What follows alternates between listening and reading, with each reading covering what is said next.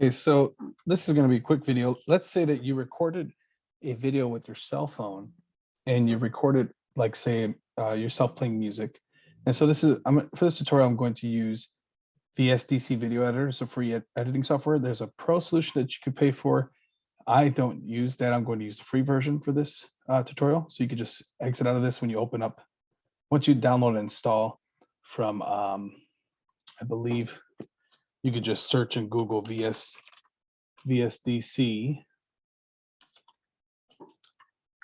Searched it, and it's software by Multilab.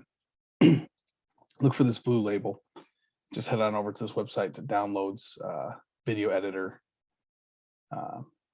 download. And you can download the 64-bit or the 32-bit version, depending on your machine or operating system. Also, one of the things I wanted to mention was you can use this to convert videos as well. So I'll demonstrate that at the end of the video. We'll convert a previous project to MP4. But for now, let's go ahead and start a new project here. And let's say you had a video, like I said before, just going back to what I was saying, you had a video that you recorded on your cell phone. For example, I have a Note 5 that was released in 2015. And so I like to use alternate video software because VSDC takes up a lot of resources on your machine. Depending on the computer, I'm using a laptop, a gaming laptop, but still it's not up to par with this software. So to see so I have several video files here. So to see which video I want to edit and record it with, notice the date time here. You can actually, here's a quick tip, you can add date created. Date, so this was created at 5:30 on today's date, but the 14th of March 2022. But modified would be a better option because it shows you when it was modified on the camera or device. In this case, at 5:20 p.m., I copied it to my computer at 5:31 p.m. Okay, and so this is the one I want to use because I had several takes that I did with the video that I just recorded. It just has me playing piano. And this is the video footage that I want to use. Okay, and let's say that, so that's a quick video. So let me go ahead and drag it. So let's go back to that file. And let's say you had some audio that you recorded separately with something like a lavalier, or I'm using an Olympus device. We'll talk about that in a second. But first off, let's check and see let's check the codec for this video file so that the Note 5 saves it as, and I could probably adjust these settings if I wanted to. An MP4 file, the frame and width of this is 2560 and 1440 at 29.95 frames per second. And here's the audio codec as well. So how I got to that was I right-clicked on the video file, properties, and then I went to the details tab. So we'll use that for our project here. So let me just open this up. It would be 2560 by 1440. So I could just click on this and adjust it. And then the codec for the audio was 48,000 kilohertz, stereo. There's probably an advanced feature, but I don't think we need to go that far. And custom, you can actually choose from an existing resolution if you like. I just choose custom, and then I enter the parameters myself. And it was 29.95 frames per second. This is 29.97.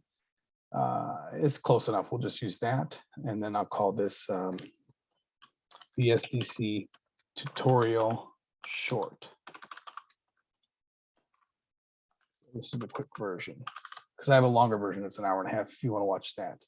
Now, really quick, I noticed that sometimes it will ask me to open an existing project when I hit finish. To get around that, I just do a quick workaround. I cancel, start new project again. It does not save those parameters, previous parameters, so I have to re-enter them. And I believe they were 2560 is the width and 1440 is the height.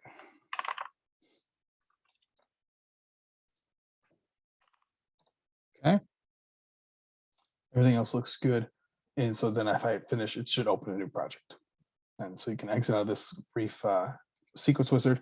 You can set up frames. So this is a template. Let's see. So first, let's add a file. So we'll add the file in question, which is this one here. And so what I do is I just drag and drop it into the project. And so you'll notice that we have, you have different scenes, our object explorer here, tab. So this is, you have your template window project. I like to keep the object explorer tab open, and it shows me the video. It shows me all the objects inside the project. This is, the slider here can move about the exact time down to the, hundredth of a second, it looks like, or thousandth of a second. And you can zoom in and use this red button, split it at that part here. And so as soon as it loads here, it's just taking up a little bit of a time. So now I can actually like deselect, reselect. I can actually cut out the entire first portion if I wanted to. Just use the X button to delete. But before I get into all that, let's save the project. So I'm just using the undo button to go back to the beginning. Another properties window here is all the properties. So this video starts object creation time 0 seconds. If I moved it out, it would be at 18 seconds, and so forth. And it even tells you the exact frame, 11:16. The duration of the footage is 4 minutes and 9 seconds. Scroll to zoom in on the actual panel here. I did a shortcut. I didn't realize what I was doing. Okay, so control scroll, right? I can minimize this if I like, etc. One thing I want to point out is if you wanted to move this around, okay, I like to use the coordinates feature here. So if I wanted to move it down to the left, to the right a little bit, I could, type in a coordinate there. If I wanted to move it down some, I could type a coordinate here. If I wanted to change the height and width, I could change it to, 720 or something along those lines. But we'll go ahead and then a quick, if you, let's say you edited the coordinates and you didn't like what you did, you could just say set same size as parent and revert it back to, or you can use the undo button, or you can revert it back to the size of the parent. And there you go. And so now we have an audio.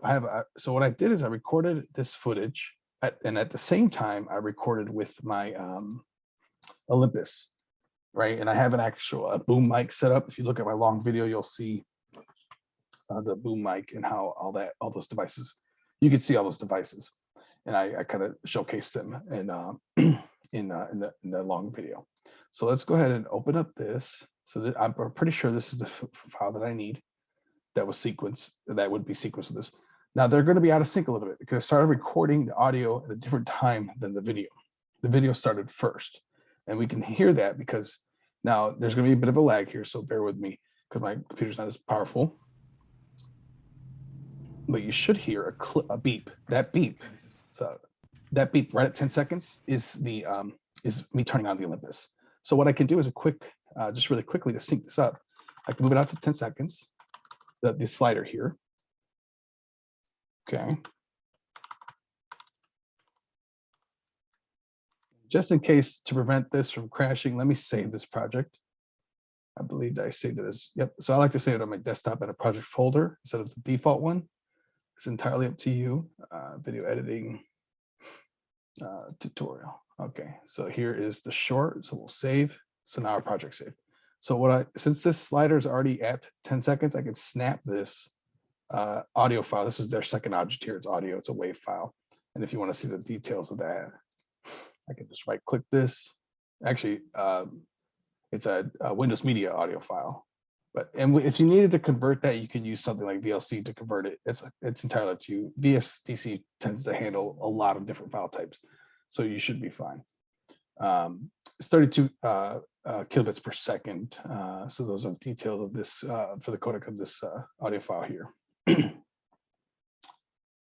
All right, so so you can see even here, if I actually, this is even better. If I hover over the object, you'll see the codec information for the audio file. Windows Media Audio 9, 44.1 kilohertz.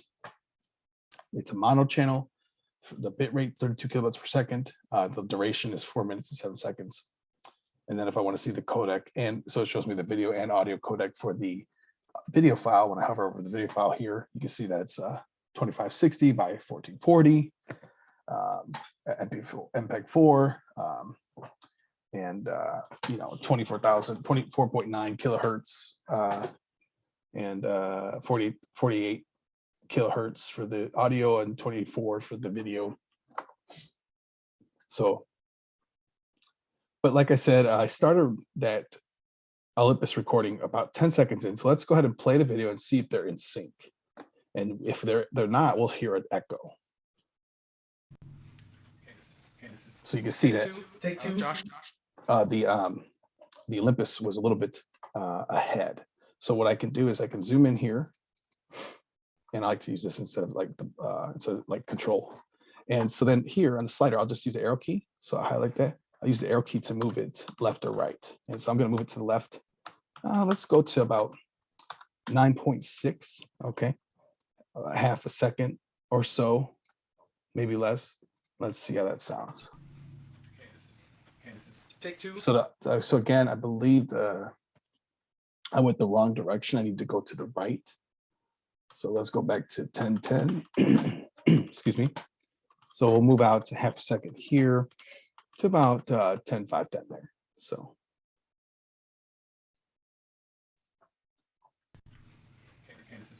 we're almost there. And the reason why I know that the audio codec, I'm sorry, the Olympus recording is ahead is because it's quieter, because I have a boom mic set up that's facing towards the piano. So the audio is coming out. So I'm behind the microphone. That's why it's not picking up as loud. And then you hear the phone's audio because the speaker should be facing me at that point. So I'll move this a little bit further. Let's go about, let's go a whole second to 11:11 instead of 10.010, we'll do 11.011. And what's nice is, again, it'll snap to where the slider location is. Take two. Josh Baldwin's Let the Redeemed. So you can hear a slight echo. So we can fix that just by slightly adjusting it a little more. And let's hear how that sounds. So it sounds like the Olympus is behind now. So I'll have to move back. So somewhere between 11:11 and 11:311, somewhere within those 0.2 of a second, a fifth of a second, that's where we need to adjust. So let's try right in the middle, or rather, let's try a tenth of a second here. Okay, so the Olympus is still behind. Let's try 2/10.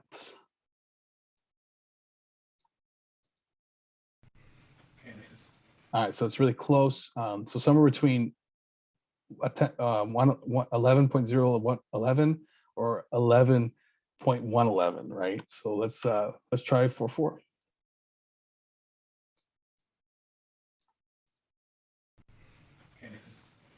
Take two. So there's a slide echo here. What I can do is zoom in some more if I really want to my changes here. Let's see.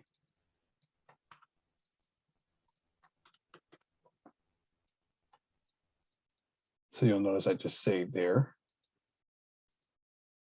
And so just give it a second, Mike. All right, and let's see, so we're at 11:11.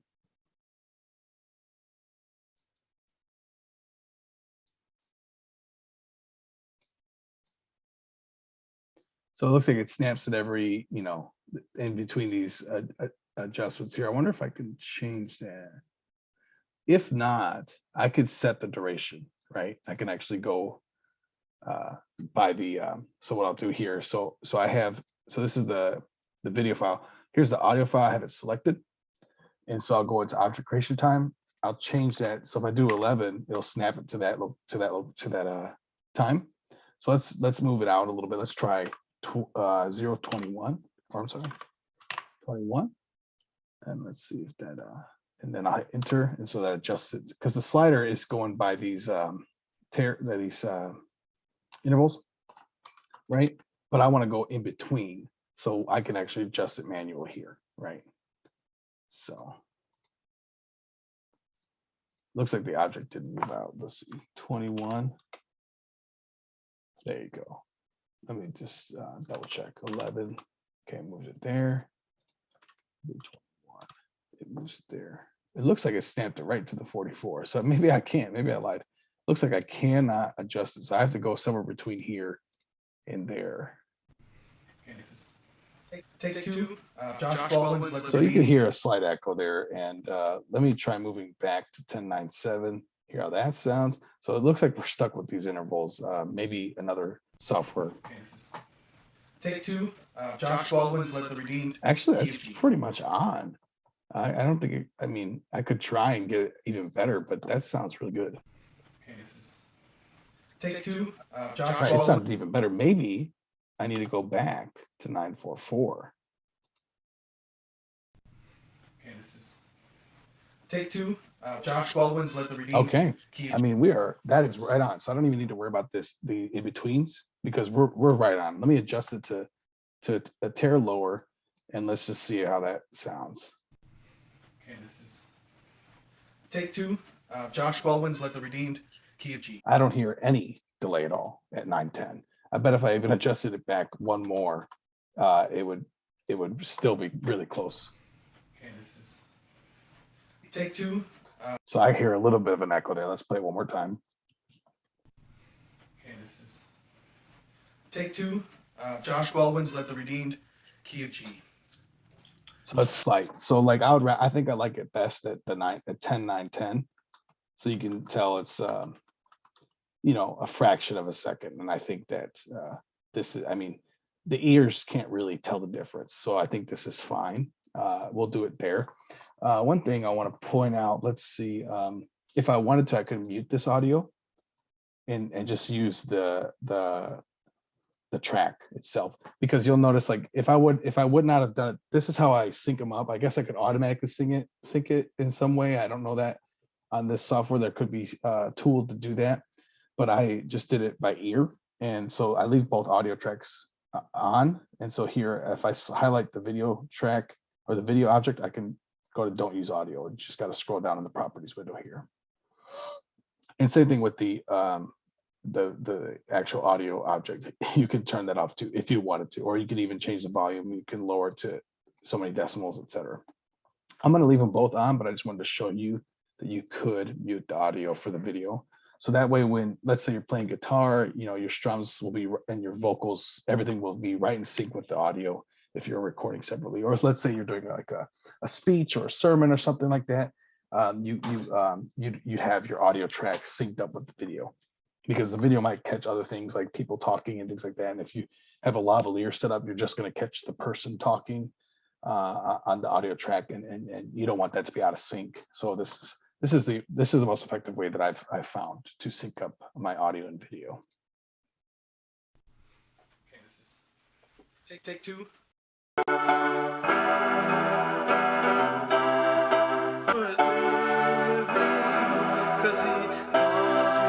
And if I wanted to, I could leave that audio on, which I'm going to for this track, because it's going to give more of a range when it comes to recording.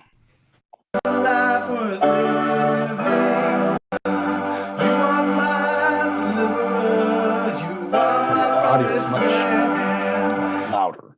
And, you know, I mean, if you had better audio recording devices, microphone, I'm using a cheap $30 Olympus with a boom microphone that I paid like $10 for, just so I can have the audio recorded a little bit back and not just go with the stock microphone in the cell phone.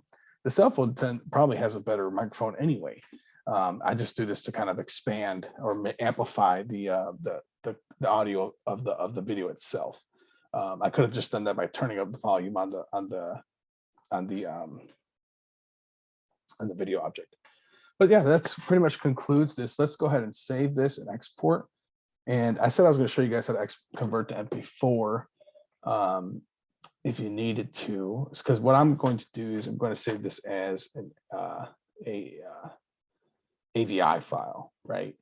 But you could change it to different codec, to MPEG-4, and to whatever you like. I would leave that up to you to determine. I'm not an expert video audio engineer. This is just how I get around making these videos from home. And again, if I look at the codec of the audio recording, it's 44.1 kilohertz and 32 kilobits. So let's go back here. So this is much higher, right? It's still 44.1 44.1 kilohertz here. That's 40. You can, the input file is 48,000, but the actual input file is 40. It matches the output. It's just saying that because of the cell phone. I believe the cell phone video is higher audio quality. So yeah, it turns out it is higher audio quality. Yeah, 48,000 kilohertz here. But we'll reduce it, I guess. So we're actually lowering the quality, but it's loud enough anyway, and I think that's fine. Let me go back and just check one thing here. Oh.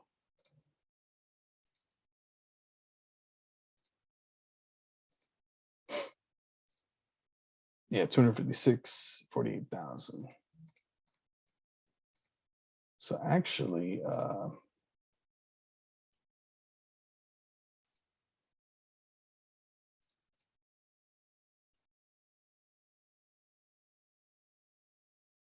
yeah, 256. So I'd say that we'll leave it as 264. Okay. You can actually edit the profile if you like. So the audio 256, there you go. And we'll do MPEG. That's fine. 44. Let's bump it up to 48. And then